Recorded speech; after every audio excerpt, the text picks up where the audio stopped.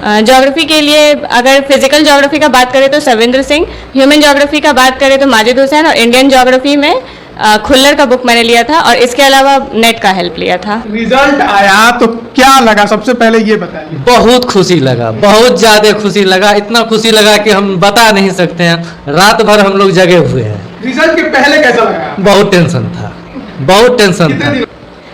Maths नहीं लेना वो एक कैलकुलेटिव डिसीजन था, क्योंकि अल्टीमेटली यूपीएससी की तरफ मेरा रुझान ज़्यादा था, तो उधर का प्रिपरेशन करने के लिए मैथ्स से बेटर मुझे ज्योग्राफी लगा। हाँ, तो मैंने अपना पूरा जो भी स्ट्रैटेजी बनाया वो प्रीवियस ईयर क्वेश्चंस को देखते हुए ही बनाया।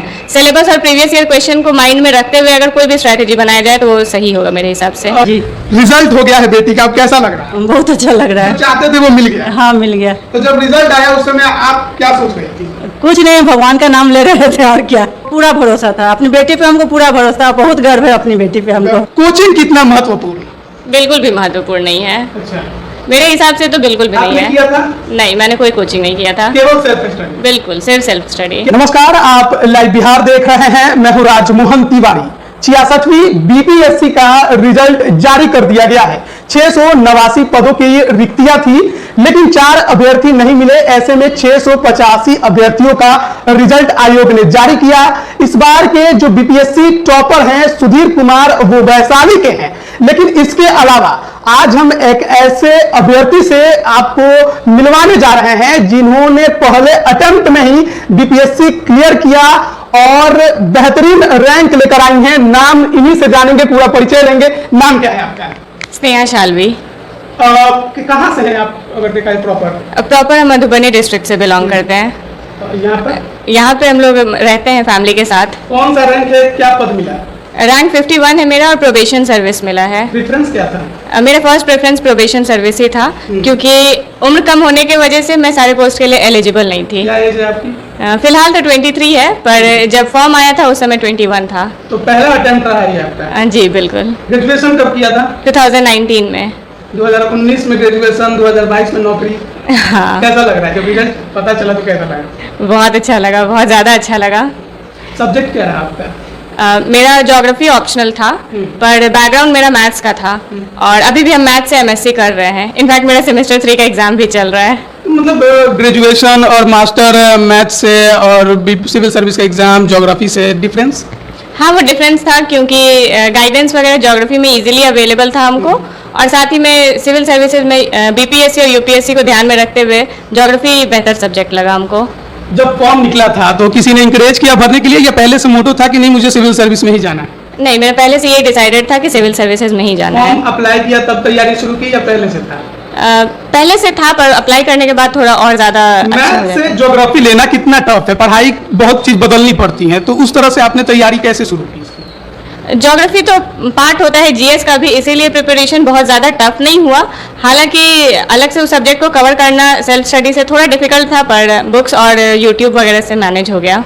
ज्योग्राफी के लिए क्या कौन कौन से बुक्स आपने देखी?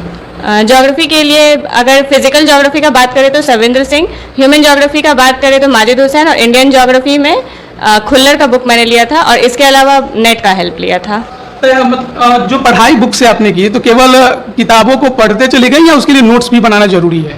नहीं, नोट्स बनाना बिल्कुल ज़रूरी है, क्योंकि किताब से हमें सेलेक्टिव पढ़ना होता है। वो जिन बुकों का नाम मैंने अभी बताया वो सारे बहुत हेक्टिक बुक्स हैं, तो उन्हें पूरा पढ़ना पॉसिबल नहीं है, और उतना ज़रूरत भी नहीं है।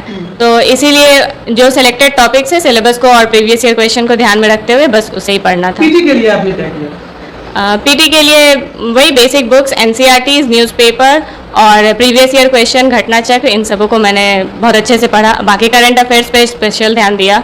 जीएस के लिए जब आप मेंस में एग्जाम दे रहे होंगे तो उसके लिए क्या कुछ होगा? जीएस के लिए, मेंस के लिए तो सबसे इम्पोर्टेंट है आंसर राइटिंग। तो आंसर राइटिंग मेरा पीटी में एग्जाम दे के आई थी, और मुझे लगा था कि मेरा हो जाएगा, तो मैं उसी समय से मैंने स्टार्ट कर दिया था आंसर राइटिंग। और उसके बाद फिर कुछ टेस्ट सीरीज लगा के और बाकी कुछ सीनियर से इवेलुएट करवा के आंसर्स को, और यूट्यूब का काफ़ी हेल्प रहा उसमें भी। सोशल मीडिया का आजकल इस्तेमाल जो है वो 2 तरीके से होता है, एक तो मिसयूज होता है, एक यूज होता है। कैसे बचा जाए मिसयूज से? मिसयूज डेफिनेटली होता है, बट बच्चा खुद को डिस्ट्रैक्ट नहीं होने देना, बस यही खुद पे विल पावर स्ट्रांग होना चाहिए ताकि हम उसमें क्या इंपॉर्टेंट है हमारे लिए हम वो देख सके और जो अनइम्पॉर्टेंट है उसको छोड़ सकें। मैथ्स से भी है आप, तो उसका हेल्प मिला एग्जाम में आपको? हाँ, जैसे अगर हेल्प देखे तो 72 मार्क्स का स्टैटिस्टिक्स आता है तो वो मेरा सही था, तो उसमें हेल्प मिला मुझे। और बाकी ऐसे भी मैथ्स पढ़ने से लॉजिकल। अगर देखा जाए बीपीएससी के इतिहास को, तो जो टॉपर्स होते हैं वो साइंस सब्जेक्ट के, खासकर मैथ्स के ज्यादा होते हैं क्योंकि उनके नंबर्स अच्छे उठते हैं। तो ऐसे में आपने मैथ्स नहीं लिया, ज्योग्राफी लिया। इस बार के भी जो टॉपर है वो भी मैथ्स से ही टॉप किए हैं, सुधीर कुमार। तो मैथ्स लेना कितना जरूरी है, और जो मानविकी विषय है उसमें काफी डिफरेंस हो जाता है, तो टॉपर्स जल्दी मिलते नहीं है मानविकी विषय के। तो आपने मैथ्स क्यों नहीं लिया? मैथ्स नहीं लेना वो एक कैलकुलेटिव डिसीजन था, क्योंकि अल्टीमेटली यूपीएससी की तरफ मेरा रुझान ज़्यादा था, तो उधर का प्रिपरेशन करने के लिए मैथ्स मुझे मुझे ज्योग्राफी लगा। हाँ, इतिहास की भी तैयारी जीएस में आपने की होगी, तो उसके लिए क्या क्या पढ़ा आपने? इतिहास के लिए अगर एंशियंट और मेडाइवल को देखे तो उसके लिए मैंने तमिलनाडु की बुक ली थी, और मॉडर्न के लिए स्पेक्ट्रम, और बाकी क्वेश्चन बैंक सारे थे उन सब से मैंने रिवीजन किया था। इंटरव्यू का जो बोर्ड था आपका किसका था? दीप्ति मैम का बोर्ड था मेरा। क्या कुछ सवाल रहे इंटरव्यू? इंटरव्यू में हर तरह के सवाल थे। शुरुआत मैम ने मेरा कोरोना पॉजिटिव आ गया था 22 जून को, जिसके बाद 5 जुलाई को मेरा अलग से इंटरव्यू हुआ था 3 बच्चों का, उसमें मेरा हुआ था। तो मैम ने पहले मेरी तबीयत पूछी, मुझे कंफर्टेबल कराया, उसके बाद उन्होंने पूछा था मानव अधिकार से रिलेटेड क्वेश्चंस, पॉलिटिक्स से रिलेटेड क्वेश्चन, हॉबी से रिलेटेड क्वेश्चन, और मैथ से भी रिलेटेड क्वेश्चन उन्होंने पूछा, ज्योग्राफी से भी पूछा। कुछ जनरल स्टडीज करंट सवाल? नहीं, ऐसा करंट का कुछ नहीं पूछा था मेरे से, बस मानव अधिकार, बट वो भी करंट का रिलेटेड नहीं था। बस उन्होंने ये बोला था कि आपको लगता है कि हमारे यहाँ कॉम्युनल डिफरेंसेस बढ़ रहे हैं और उसमें पॉलिटिक्स का कितना योगदान है, पॉलिटिकल पार्टीज का योगदान आप मानती हैं? और वो मुझसे एक वर्ड में आंसर चाह रही थी, हाँ या ना। तो फिर मैं कुछ सवाल आपसे पूछे गए थे क्या? सिचुएशनल भी ऐसा कुछ नहीं पूछा गया था। बिहार से रिलेटेड बस नदियाँ वगैरह के बारे में पूछा गया था, बाकी जुवेनाइल जस्टिस एक्ट के बारे में पूछा गया था। फिर उन्होंने पूछा कि जब मैंने बताया कि जुवेनाइल जस्टिस एक्ट में ऐसे ऐसे प्रोविजंस है, तो उन्होंने पूछा कि आखिर ऐसा क्या बात है जो इतने छोटे छोटे बच्चे क्राइम्स करते हैं, तो उन्होंने अपब्रिंगिंग्स पे क्वेश्चन फिर पूछी थी। जब इंटरव्यू में आप गई होंगी तो वहाँ पर एक से एक धागर कैंडिडेट्स आपको मिले होंगे जो 10 सालों से तैयारी कर रहे हैं, कुछ 5 सालों से, कुछ पहले से सर्विस में मौजूद हैं। ऐसे में उम्मीद थी कि अच्छा रैंक जो चाहती हूँ वो मिल पाएगा? हाँ, मुझे उम्मीद तो थी, पर डेफिनेटली टफ था, और बहुत लोग सेलेक्टेड थे पहले से, और मेरे से ज़्यादा अच्छे लोग भी इसमें सर्विस में थे। तो पर हाँ, जैसे टीचर्स लोग का गाइडेंस था, काफ़ी अच्छा गाइडेंस मुझे मिला, तो इसलिए आई थिंक उम्मीद थी। सिविल सर्विस के लिए एक चीज आम बात देखी जाती है कि लोग जो है वो दिन रात पढ़ाई करते रहते हैं, खूब पढ़ना है तभी निकलेगा, ये एक धारणा बनी हुई है कि बहुत पढ़ना है इसमें। और ऐसे में देखा जाता है कि 10-10 सालों से लोग तैयारी करते रहते हैं, उनका नहीं निकलता है। तो आपने किस तरीके से अलग तैयारी की कि आपका पहले अटेम्प्ट में हो गया? मतलब मुझे ऐसा लगता है कि जो 10 साल से तैयारी कर रहे हैं उनका नहीं निकल रहा है, तो शायद कुछ किस्मत की भी बात हो सकती है, या फिर ऐसा हो सकता है कि उनकी स्ट्रैटेजी में कुछ इशू हो। तो मैंने अपना पूरा जो भी स्ट्रैटेजी बनाया वो प्रीवियस ईयर क्वेश्चंस को देखते हुए ही बनाया। सिलेबस और प्रीवियस ईयर क्वेश्चन को माइंड में रखते हुए अगर कोई भी स्ट्रैटेजी बनाया जाए तो वो सही होगा मेरे हिसाब से। पहले पीटी या सारे को एक साथ देखकर चला जाए? मेरे हिसाब से सारे को एक साथ देख के चलना चाहिए, क्योंकि मेंस के लिए आंसर राइटिंग एक आर्ट है जो कि एक दिन में नहीं आता है, उसके लिखते रहे प्रैक्टिस करते रहने से धीरे धीरे आता है। नए यूथ इस क्षेत्र में जाना चाह रहे होंगे तो उनको क्या आप सलाह दीजिएगा? बस यही सलाह रहेगा कि मेहनत कीजिए, खूब मेहनत कीजिए, एक दिन आप भी यहाँ बैठिएगा। मेहनत सभी करते हैं, 10-10 साल कोई पढ़ाई कर रहा है, मेहनत कर रहा है, लेकिन नहीं हो रहा है, तो कैसे करें? मैं प्रीवियस ईयर क्वेश्चंस को ध्यान में रख के, क्योंकि अल्टीमेटली उसे एनालाइज करके ही आपको पता चलेगा कि आपका पढ़ना क्या है, आपका वीक सब्जेक्ट्स क्या है, तो इस अकॉर्डिंग आप तैयारी कर सकते हैं। वीक हो उसको कैसे सुधारें? उसको मल्टीपल रिविजन से, एग्जाम से पहले, जैसे अगर मैं अपना बताऊं तो मेरा हिस्ट्री थोड़ा वीक है, तो एग्जाम से अगर 15 दिन पहले मुझे होता है, मैं 15 दिन पहले तक बाकी सारा कुछ खत्म कर चुकी होती हूँ, ताकि मैं लास्ट का 15 दिन सिर्फ हिस्ट्री में दे सकूँ, ताकि एग्जाम में बना सकूँ। मतलब जो वीक के लिए अलग से समय निकालना जरूरी है। हाँ, बिल्कुल बिल्कुल जरूरी है। तो काफी खुशी हुई होगी जब रिजल्ट आया होगा आपका। तो आगे की तैयारी क्या है? फिर बीपीएससी तो अब आपने कर लिया है, जो चाहती थी वो आपको मिला भी, तो क्या अब यूपीएससी? हाँ, यूपीएससी की तरफ हम जाना चाहेंगे। यूपीएससी की तरफ जाना, आप उम्मीद करेंगे कि जो चाह रही वो मिले। और बताओ कि स्नेहा के माता पिता भी हमारे साथ हैं, उनसे भी बात करेंगे। सर, क्या नाम है आपका? मेरा नाम भावेंद्र कुमार झा। क्या करते हैं? हम महावीर आरोग्य संस्थान में ओटी असिस्टेंट के पद पर कार्यरत हैं। रिजल्ट आया तो क्या लगा, सबसे पहले ये बताइए। बहुत खुशी लगा, बहुत ज्यादा खुशी लगा, इतना खुशी लगा कि हम बता नहीं सकते हैं। रात भर हम लोग जगे हुए हैं। रिजल्ट के पहले कैसा लगा? बहुत टेंशन था, बहुत टेंशन कितने था। दिनों से? खास करके 4-5 दिन से तो बहुत ज्यादा टेंशन था कि होगा नहीं होगा, रिजल्ट आवेगा नहीं आवेगा, क्या होगा, बहुत तरह का टेंशन ये दिमाग। टेंशन केवल आपको था कि स्टूडेंट्स को भी था? स्टूडेंट तो हमको व्यक्त नहीं करती थी, लेकिन हमको था, हम भी कहीं व्यक्त नहीं कर रहे थे। लेकिन अंदर अगर आप सबके अंदर अंदर चल रहा है। हाँ, अंदर अंदर जो आप पूछे तो हम अपने अंदर की बात बता रहे हैं कि हमको क्या दिक्कत हो रहा था। चलिए, बहुत बढ़िया। पहले अटेम्प्ट हाँ, बहुत। क्या लगता है, मतलब कि जो चाहते थे वो मिल गया? हाँ, वो मिल गया, मिल गया। लेकिन इतने में संतुष्ट अभी होना है कि आगे बढ़ते नहीं, रहना है? संतुष्ट नहीं होना, आगे और जाना है। आगे और जाना। हाँ, यूपीएससी तो करना है। इनकी माँ भी है। आपका नाम क्या है? रीता झा, क्या करती है? हाउस वाइफ है। हाउस वाइफ है। जी, रिजल्ट हो गया है बेटी का, अब कैसा लग रहा है? बहुत अच्छा लग रहा जो है। चाहते थे वो मिल गया? हाँ, मिल गया। तो जब रिजल्ट आया उस समय आप क्या सोच रहे थे? कुछ नहीं, भगवान का नाम ले रहे थे और क्या। ये अक्सर देखा जाता है फिल्मों में भी, आप यही देखिएगा कि माता जो है वो हमेशा भगवान का नाम जपते रहती है। मेहनत पे भरोसा था? वो पूरा भरोसा था अपनी बेटी पे, हमको पूरा भरोसा था। बहुत गर्व है अपनी बेटी पे हमको।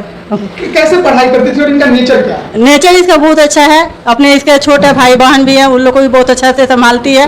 वो भी एक ठो बहन इसकी छोटी है और 10 का एग्जाम दी है। शुरू में जब आप लोगों ने जब ये पढ़ाई कर रही होंगी तो देखा होगा, तो पढ़ाई में शुरुआत से ये कैसी थी? शुरुआत से ही, बचपन से ही बहुत अच्छी थी पढ़ाई में, इसलिए हम लोग भी अपना औकात से ज़्यादा इसको अथी करके अच्छे स्कूल में अच्छे अथी में पढ़ाए हैं। तो जैसे जब इन्होंने बताया होगा कि बीपीएससी की तैयारी करना है, हमको इसमें करना है, तो आप लोगों ने इस तरफ सोचा? जी, हम शुरू से ही इसको बोलते थे तुम्हारा जो मन है वही करो। कभी हम लोग दबाव नहीं दिए कि नहीं इंजीनियर बनो, डॉक्टर बनो, कुछ नहीं। तुम्हारा जो सुविधा है, तुमको जिसमें मन लगता है वही पढ़ाई अरे कोर्स करो। नहीं किया अंकल की नहीं इंजीनियर डॉक्टर? आजकल तो इंजीनियर का मारा मारी है, मैथ से है भी। अपने हम एक आध बार बोले थे कि बैंकिंग में जाओ, फिर बैंक पीओ का तैयारी करो, लेकिन उससे बढ़िया कुछ लेकिन ये नहीं के अपना इसका रुचि नहीं था। हम भी छोड़ दिए, ठीक है तुमको जो रुचि है वही करो, हमको कोई दिक्कत नहीं है।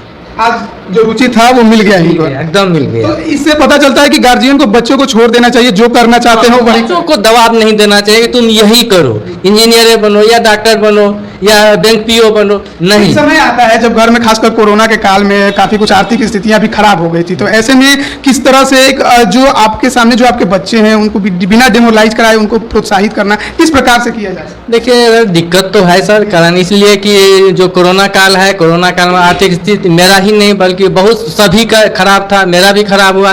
फिर भी उसी में जैसे तैसे करके मैनेज किए, लेकिन पढ़ाई नहीं छोड़े। हम पढ़ाई के लिए इसको जितना लगा हम अपने भर किए और आगे भी करेंगे। आगे भी करना? हाँ, आगे।